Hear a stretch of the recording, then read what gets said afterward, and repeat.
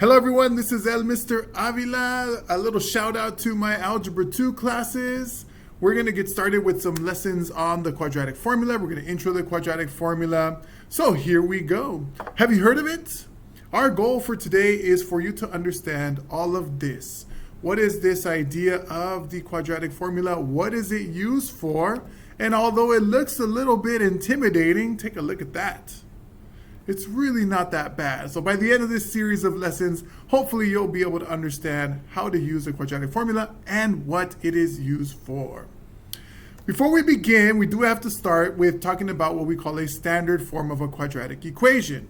These equations below, the 4x squared minus 2x plus 1 is equal to 0, the 3x squared plus 4 is equal to 0, and the x squared minus 6x is equal to 0. They're all quadratic equations because the highest power in the variable is 2. When we talk about their standard form is when that power, that quadratic portion is equal to 0.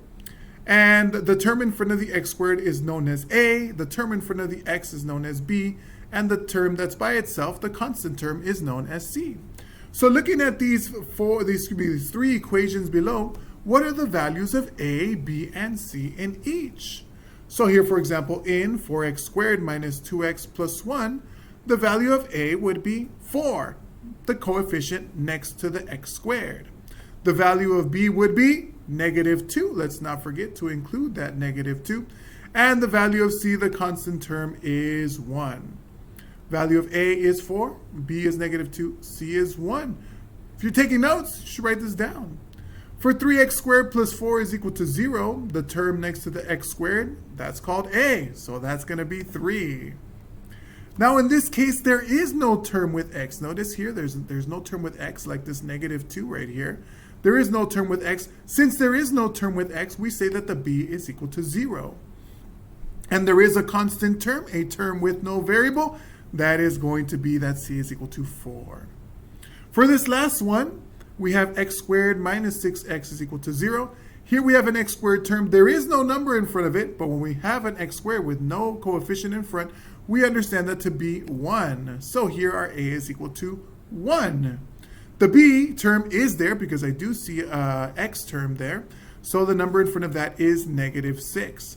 Now there is no constant term on the left side of the equal sign. So there is no c term in this case. So we're going to say the c is equal to 0. Copy these down if you're following along taking notes because it's about to be your turn. Your turn to try to find the values of a, b, and c in the following quadratic equations. Here they are. I want you to write these down. I want you to write down the values of a, write down these equations, and I want you to find the values of a, b, and c for each. Pause the video, and in just a second, I will show you the answers. Pause. And we're moving on in 3, 2, and 1. Hopefully you did all right putting these together. For number 1, a is equal to negative 2, b is equal to 5, and c is equal to negative 1. There's your a, b, and c for number 1. For number 2, a is equal to 4, b is equal to 10, and c is equal to negative 3.